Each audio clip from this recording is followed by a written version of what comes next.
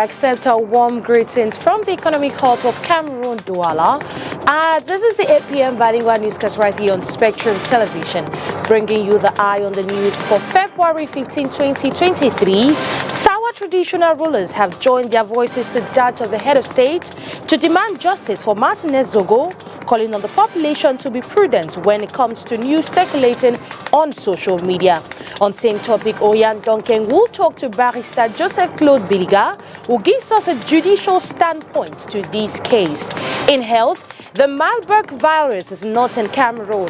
This virus, which broke out in neighboring Equatorial Guinea, is yet to be detected on Cameroonian soil, but the Minister of Health will be telling us all the measures put in place to ward off this virus in Cameroon. Thanks once more for taking the rendezvous. If you're just joining us, it is the 8 p.m. bilingual newscast right here on Spectrum Television. Ines Pangang opens this news in the French language. Good evening to you, Ines. Bonsoir, Nila Donette. Bonsoir à vous, mesdames et messieurs. Assassinat de Martinez Zogo. Les chefs traditionnels, le Sawa, disent soutenir l'enquête instruite par le chef de l'État. Ils appellent l'opinion publique à ne pas toujours suivre ce qui est dit sur les réseaux sociaux. Écoutons le président de cette association, Sa Majesté Essombenda Mbouenes, dans ce reportage que signe la Reine Ganzeux et Nono Foutu. Affaire Martinez Zogo. L'association des chefs traditionnels des villages de Sawa demande de ne pas se fier au développement fait dans les réseaux sociaux avec les résultats aussi rapides que spectaculaires. Dans un communiqué intitulé « Attention à la suspicion généralisée », ces derniers condamnent ce qu'ils appellent le lynchage médiatique de certaines personnalités. Sa Majesté Essombenda Mbouenes est le président de cette association. Je constate que sur les réseaux sociaux, des personnes qui jouissent d'une certaine crédibilité disent certaines choses à 8 heures. D'autres personnes qui jouissent également d'une certaine crédibilité disent des choses contraires à 10 heures.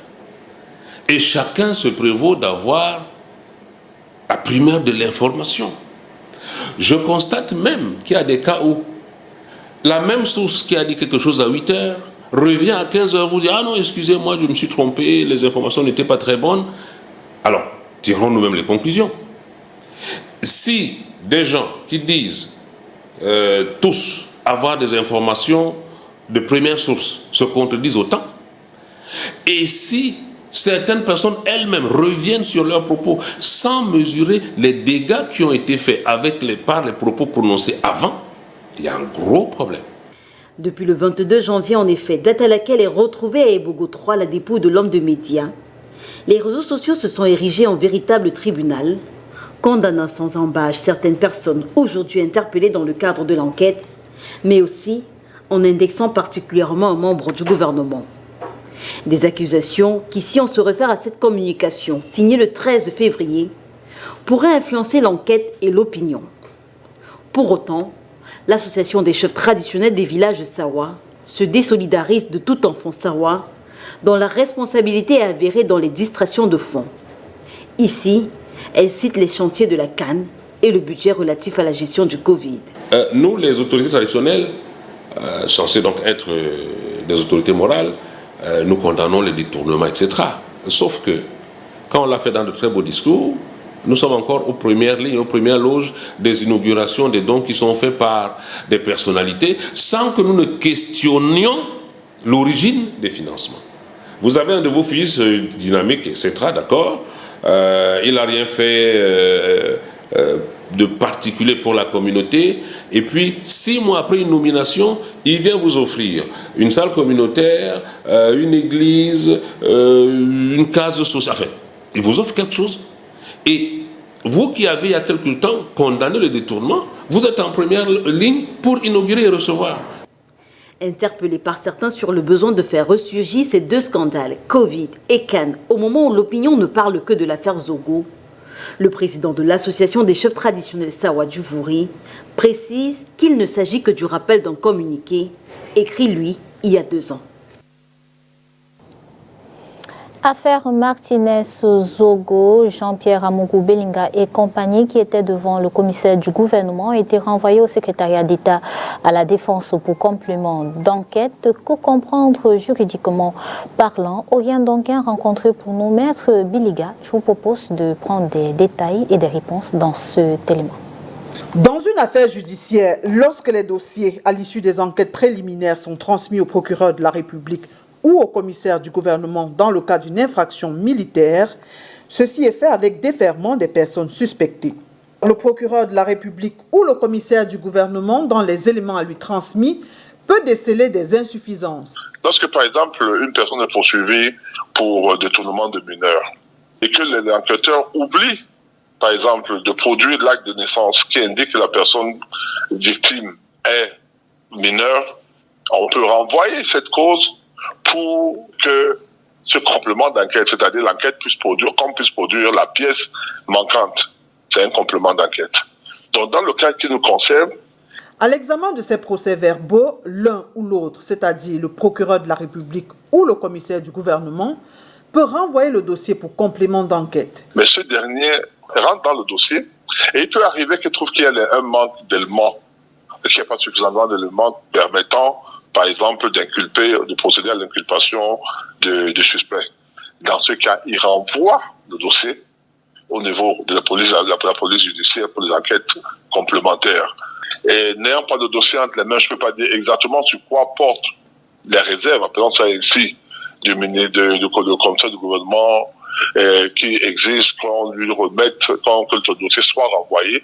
Mais il a sans doute indiqué ce qu'il attend de l'officier de police judiciaire pour qu'il puisse très bien, à son niveau, étudier le dossier. Et lorsque celui-ci est fixé, quelle peut être la suite de la procédure? Là, sur le dossier sera revenu. Il peut, à ce niveau, classer le dossier sans suite. Mais s'il estime que les éléments qu'il a en sa possession permettent qu'il puisse aller en avant, il prend un acte qu'on appelle le réquisitoire introductif d'instance et par la suite, donc, ce réquisitoire est transmis par l'intermédiaire président du tribunal militaire au juge d'instruction qui lui, maintenant, commence l'information judiciaire. Et l'information du judiciaire, comme on peut le savoir, peut aboutir à trois. D'abord, ça commence par l'inculpation des personnes. Et par la suite, à l'issue de l'information judiciaire, le juge d'instruction militaire peut procéder au renvoi des personnes inculpées devant les tribunaux. Et ce renvoi peut se faire, ces personnes peuvent comparaître libres, tout comme elles peuvent être l'objet d'une détention préventive. Et il peut également faire ce qu'on appelle une ordonnance de renvoi partiel, dans ce sens que certaines infractions peuvent ne pas être retenues, ou bien certaines personnes peuvent ne pas être par la suite déférées. Et la troisième solution, naturellement, c'est de disculper toutes les personnes. Dans l'affaire Martinez-Zogo, Jean-Pierre Amougou Belinga et compagnie, qui étaient devant le commissaire du gouvernement, ont été renvoyés au secrétariat d'État à la Défense pour complément d'enquête. Le virus de Marburg n'est pas encore au Cameroun. Le virus qui sévit actuellement en Guinée équatoriale voisine n'a pas encore été identifié au Cameroun. Ce sont des informations données par le ministre de la Santé, le docteur Manaouda Malachi. Un ensemble de mesures ont été prises pour faire face à cette pathologie, entre autres le contrôle de la mobilité vers ce pays voisin. Je vous propose d'écouter le docteur Manaouda Malachi, le ministre de la Santé publique, au micro de Olivier Bouzika. En réalité, nous avons reçu l'alerte, n'est-ce pas, du pays ami voisin, la Guinée équatoriale, depuis le 9. Et depuis ce 9, nous nous sommes mis au travail. Donc, des équipes ont été constituées, on fait des descentes sur le terrain. Les équipes d'ici au niveau du COUSP sont rentrées dans l'actualisation de plans de réponse, comme cela se fait pour toutes les épidémies. Mais je voudrais dire qu'à date, nous n'avons pas encore au Cameroun de cas confirmés. Nous avons eu quelques cas de suspects à Oulamze. D'ailleurs, on en a eu 2. Mais il s'est avéré qu'après investigation, que c'est des cas de paludisme, et ce sont des enfants qui ont des antécédents. Mais pour le moment, nous n'avons aucun cas confirmé au Cameroun. Nous avons quelques cas confirmés en Guinée équatoriale et c'est pour cela que nous nous préparons, n'est-ce pas, pour éviter dans un premier temps une éventuelle importation et au cas où on n'arrive pas à l'éviter, qu'on puisse réagir assez rapidement. Donc voilà globalement l'état. Nous voulons remercier ici tous nos partenaires techniques et financiers qui sont venus spontanément aussi pour participer, pour contribuer à cette préparation. Je peux vous dire que toutes les administrations concernées, nous avons ici le MINEPIA, nous avons le MINDEF qui est là, nous avons le MINEPDET qui est là. Donc nous avons l'ensemble des administrations concernées qui contribuent, n'est-ce pas, à uniformiser notre réponse, à mieux répondre, n'est-ce pas, à cette éventuelle épidémie qui pourrait être importée au Cameroun. The Ministry of Health has set up a battery of measures to ward off the Marburg virus from entering Cameroon. Looking at the proximity of Equatorial Guinea, the heat country, it is important for inhabitants to also stay clear. Well, Cristela Sexuele in this newscast decided to drill us about this Marburg virus. Following the recent detection of 2 suspected cases in Cameroon of the Marburg virus, the Minister of Public Health, Manawuda Malachi, in a meeting with some partners of the health sector, recently has reassured the latter that as of now, there has been no confirmed cases of the virus in Cameroon besides the 2 suspected cases. However, this virus has been detected with confirmed positive cases as well as 9 deaths in Equatorial Guinea, a country that shares its boundaries with Cameroon's south region being closest. Discovered in Equatorial Guinea on February 7, 2023, the Marburg virus, according to the Center for Disease Control, is a rare but severe hemorrhagic fever that affects both people and non-human primates. First noticed in 1967 in laboratories in Marburg and Frankfurt in Germany and Belgrade, Yugoslavia, this virus disease is caused by the Marburg virus, a genetically unique zoonotic or animal-borne RNA virus, the filovirus family. Also, the African fruit bat is said to be the reservoir host of this virus, and as such, after the bat infects a human, the person then begins the human-to-human infection cycle, which is done through broken skin or mucous membranes in the eyes, nose, or mouth. However, worthy to note is the fact that research has shown that this virus, just like the Ebola virus, persists in the testicles and inside the eye. Statistics from the World Health Organization also show that 16 countries have experienced this outbreak of the Marburg virus, 11 cases reported in Africa. With the 9th death cases already announced in neighboring Equatorial Guinea, the Minister of Public Health have started restricting all movements along the borders with Equatorial Guinea in anticipation of infections. Toujours en santé, malgré de nombreuses difficultés, l'hôpital La Quintigny de Douala veut redorer son blason. En 2022, par exemple, cet hôpital a élargi l'offre de ses soins et de ses spécialités et accueille désormais près de 200 000 patients. Une performance que l'hôpital La Quintigny vient de renforcer avec l'inauguration d'une pharmacie et d'un complexe sportif pour son personnel. Makeda Lydie Nyotom et Julie Bon. L'hôpital La Quintigny de Douala fait face à plusieurs problèmes. Insuffisance du personnel, prise en charge des indigents, problèmes énergétiques, en passant par l'informatisation de cet établissement public hospitalier. Face à cette situation, le ministre de la Santé publique promet des solutions de manière progressive. Le directeur général semblait nous dire que le problème énergétique a été partiellement résolu par la mairie de Douala premier. On pourrait donc soustraire un peu cette préoccupation, n'est-ce pas, de nos engagements du moment.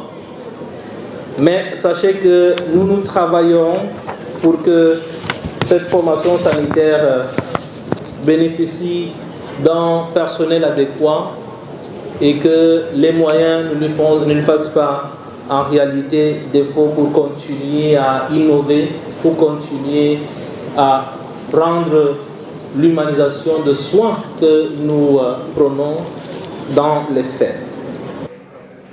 Parlant des faits, l'hôpital La Quintini de Douala au cours de l'année 2022 a obtenu des résultats non négligeables avec en prime le prix de meilleur hôpital de deuxième catégorie du Cameroun, obtenu lors de la première édition des Awards organisée par le ministère de la Santé. Plusieurs critères ont participé au choix de notre structure, entre autres nos performances de l'année dernière qui se présentaient ainsi. 47 175 consultations au département de médecine avec 7 371 hospitalisations, soit une augmentation de 37% par rapport à 2021. Pour un taux de mortalité qui est en baisse de 1,12%. L'hôpital La Quintini a reçu en 2022 près de 70 000 malades en consultation ambulatoire, pour un total général, tenez-vous bien, de 160 000 consultations, dont 44% de nouveaux malades. Le 3 février dernier, l'hôpital La Quintini a célébré sa traditionnelle fête de l'excellence. Outre les remises des distinctions au meilleur personnel, une pharmacie et un complexe sportif ont été inaugurés par le ministre de la Santé, le Dr Manaouda Malachi.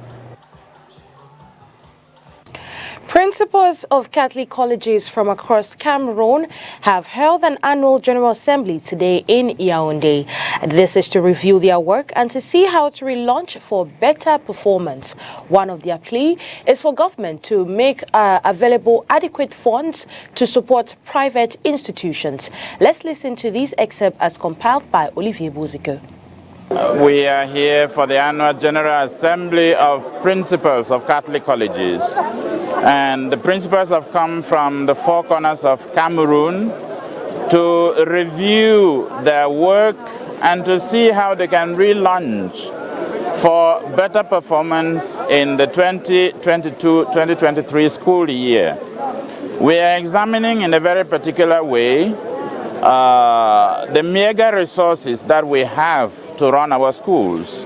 And of course, in that context, we renew our plea to the government, to the state, to make sure that in the budgets of the ministries, especially the Ministry of Secondary Education, that sufficient money is allocated for private education, and why not Catholic education in particular? Because Catholic education is offering a lot to this country through the proper education of the citizens of this country, and we would expect the state to recognize our performance and as such give us an envelope that is commensurate with our performance and also with the number of children that we have. We are also insisting on clean schools and on inclusive education. The Catholic school should truly be Catholic. In other words, open to everybody and centered on the person of Jesus. By coming to the Catholic school, if you're a non-Catholic, we're not going to force you to become Catholic, no. But we would like at least that you toe the line and get to know what Catholics do when they educate and be part of it. And that is why we are insisting on the fact that a Catholic school is a family. We'll now take you over to the Southwest region, where the 2023 Southwest Regional Assembly Council session has taken place in Boya under the championship of the Southwest Regional Council President alongside the Governor. This is to evaluate the execution rate of 2022 projects. Cristela Sexwelle gives us an update. By the representative of the state on the activities of the state in the region during the preceding financial year. The other by the consecrated with the presentation of two key reports from the representative of the state and that of the governor of the region. The 2023 Regional Council session of the year has taken place in Buea under the chairmanship of the Southwest Regional Council President, alongside the governor of the region, in the presence of the regional councillors and other stakeholders. Local official authorities must take their responsibility so that they render effective 100% the execution of the transfer competences. In the course of the session, the execution of projects carried out in the year 2022 in the region were evaluated by the councillors, with each chipping in their own contribution through various presentations. Satisfied at the end of those two presentations that the regional local authorities, to whom the state gives 80% of the public investment budget for last year, I think they had an acceptable level of execution. I want to pray them to continue in that same direction. We equally want to seize the opportunity to thank the deconcentrated service, who are our technical partners for now, for all what they have been doing to accompany us realize this project. In summary, 50 projects have been executed at 100%. The other projects are ongoing, but there are two projects which I said we have lost. The one in Limbe 2, we lost it, and then the other one in Wabane, the construction of the maternity block in Wabane, which I announced that I'm going to cancel the contract because the contractor is not serious. The president of the regional council, however, appeals to all the contractors in the Southwest region to help develop the Southwest region by fully executing projects once they have been assigned, as the population is the loser when these projects are not brought to completion. The world celebrated love in all its form on Valentine's Day, 14th February 2023. Well, the beautiful pictures and captions posted on social media are mere evidence of that fact. Tonight in this newscast, some inhabitants fill us in on how they celebrated Valentine's Day. 14th February, considered as Valentine's Day, has come and gone. But the good memories of this day still remains fresh on the minds of these Douala city dwellers, who revealed how they spent the Valentine's Day. Très agréable. De mon côté, c'est très agréable. My Valentine's Day was okay because I spent quality time with my wife and kids. I gave her a gift and also to my kids because love involves children as well. Donc voilà comment j'ai passé ma fête. Par rapport à la Saint-Valentin, je l'ai passé comme tous les jours. To me, 14th February is just like any other day. So I spend the day with my family. Famille, je l'ai fêté avec mes enfants et ma petite famille. La Saint-Valentin, j'ai passé la Saint-Valentin chez moi tranquille. I spent the Valentine's Day at home with so much comfort. Non, I passed the day alone because I am still single. Je sais encore apprendre. Moi, je me suis bien amusé avec ma femme, ma famille. I had a fun-filled day Je sais que la fête était with my bonne, wife de mon and côté. family. So j'ai on my part, acheté I know the day was okay. une I chaîne, bought a chain and watch une for my montre, wife. et puis pour offrir à ma femme. Oh, c'était quand même bien, mais je n'avais pas fêté quoi. Parce que ma Valentine n'était pas ici. I didn't enjoy the day because my Valentine was not here. I was alone without a partner. I wish she was here so we could spend the day together. I only got to send her messages. Parce qu'il fallait qu'on soit, commence à deux, bien partager les Saint-Valentin. La Saint-Valentin s'est passée bien. C'était agréable. Car j'ai reçu. My Valentine's Day was okay because I received a gift I wasn't expecting. It was a good mark, an iPhone. So I was happy and I had to reciprocate the love. I used to think men are the only people who gift a woman, but I was shocked. I am lucky I met a good woman. Qui était aimable, gentil, tout. Donc ça s'est bien passé avec.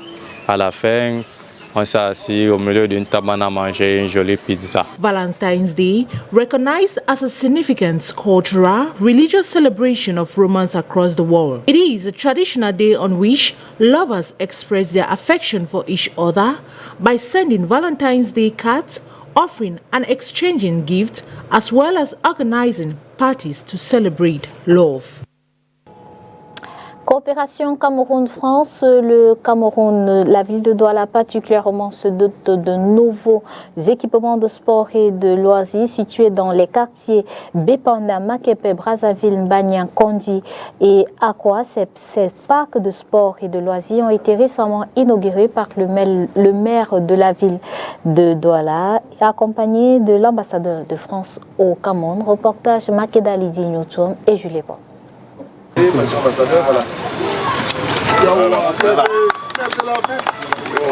Coupure de ruban pour marquer l'inauguration des centres de sport et loisirs dans plusieurs quartiers de la ville de Douala. Pour le maire, le docteur Roger Mbassandine, ces différentes infrastructures visent un but précis. Nous avons à cœur d'améliorer le cadre de vie des populations. C'est là le mandat fondamental des maires. Et nous voulons améliorer le cadre de vie des populations. Et en même temps que nous sommes ici, vous avez vu qu'il y a quelques temps, nous avons mis les pavés au carrefour, là, juste derrière vous. Ça ne fait pas 2 mois. Et aujourd'hui, nous inaugurons un espace, une station de sport et loisirs pour permettre aux habitants de se détendre, de prendre du bon temps et en même temps de veiller à ce que le train qui passe par ici, le train qu'on dit, soit bien entretenu et que les inondations soient désormais plutôt un mauvais souvenir. Les parcs de Kondi, Bonaloka, Tongo Abassa, Mbagnan, Source Mbappé et celui d'Akwa sont les sites qui abritent ces nouvelles stations de sport et loisirs. Chaque parc est doté d'équipements de sport, d'espaces de jeu, de restauration et autres jardins et sanitaires publics. Inaugurés le 10 février 2023, ces nouveaux parcs ont été construits par la mairie de Douala avec l'appui financier de l'Agence française de développement AFD. Dans ce plan que vous voyez derrière moi et qui a été multiplié, je crois, à plusieurs endroits de la ville, au moins dans 5 zones, on voit bien que c'est presque 600 000 personnes de la communauté urbaine de Douala qui vont pouvoir bénéficier de toute une série d'infrastructures nouvelles. Voilà. À la fois pour un aspect de sécurité, puisque les drains servent aux évacuations de l'eau, mais également, vous le voyez derrière moi, des espaces de convivialité qui sont installés, des espaces sportifs qui permettent à la jeunesse de venir à n'importe quel moment pouvoir s'entraîner. Donc je crois que ce sont des combinaisons qui, portées par l'AFD, par la coopération française, vont un peu transformer la vie du quartier. Pour l'entretien de ces nouvelles infrastructures de sport et loisirs, le maire de Douala affirme que celui-ci sera supervisé à la fois par ses services et aussi par les communes d'arrondissement. Cet incident que nous mettons un thème à cette édition d'information bilingue. Merci d'avoir été des nôtres. Disons-nous à demain. À demain, Onila Donet. See you tomorrow in Espangang and see you all viewers of Spectrum Television. Have a wonderful night in the company of our programs.